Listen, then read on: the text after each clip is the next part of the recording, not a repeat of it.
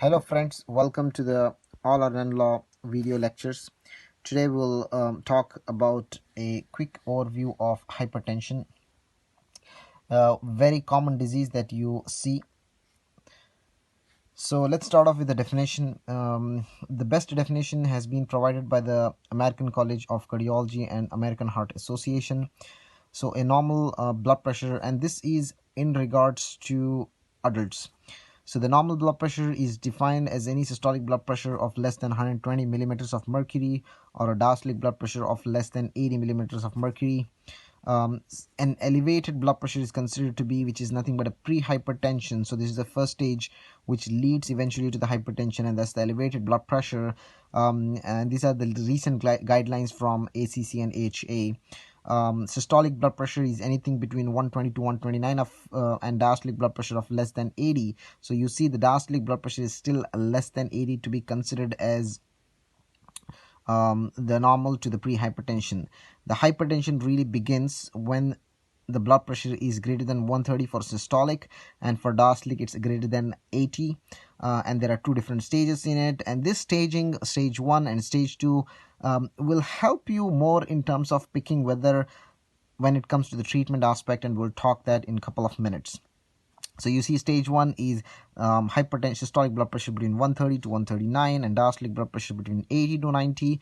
And stage 2 is systolic blood pressure of 140 and above, and diastolic blood pressure of 90 at least. So there are two types of hypertension, as we know. One is the primary hypertension, where the pathogenesis is not clearly understood, but it is thought to be due to changes in the environment that your body undergoes and then tries to maintain the organ perfusion. So what you can say, if you are in a stressful situation, so you tend to secrete more of your adrenaline and non-adrenaline hormones, and you tend to have high blood pressure, leading to hypertension. So you can imagine, so this is what we call it as a primary hypertension, meaning that your body is trying to react to the environmental changes. So some of the risk factors include age, as we know that we all tend to get, as we all get old, the systolic blood pressure goes up and the diastolic blood pressure falls down, and this has more to do with the arteriosclerosis of your blood vessels.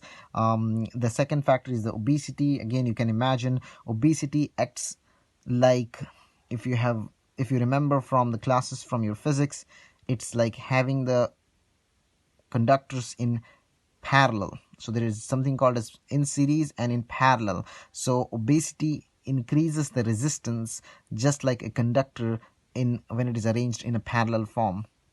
So and then in a family history, again, for unknown reason, any genetic setup that you inherit the genes from your family, that is a risk factor. Race, as we know, African Americans tend to have severe form of hypertension. Reduced number of nephrons, and this boils down to the basic physiology of the hypertension. So premature babies eventually tend to develop hypertension at an earlier age compared to the other population. High sodium diet, this is the most common cause in the present generation because of our junk food consumption, which is being high.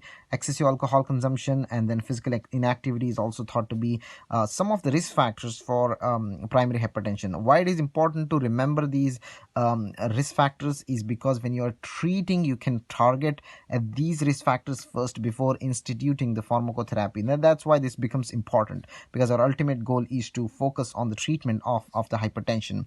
What about the secondary hypertension? So secondary hypertension, by its name goes, is usually because of some underlying cause. So be it in the form of medications, for example, non-steroidal anti-inflammatory agents, steroids, certain anti-rejection medications like Prograf, tacrolimus, cyclosporin.